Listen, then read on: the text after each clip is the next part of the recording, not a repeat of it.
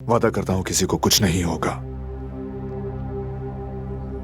बस तुम मुझसे वादा करो कि हमारे बेबी के लिए मजबूत रहोगी तुम। या अल्लाह हमारे खानदान को अपनी अमान में रख, दुश्मनों को हमसे दूर कर दे। तू सबसे अजीम है या रब। आओ चलो बैठो यहाँ प्लीज।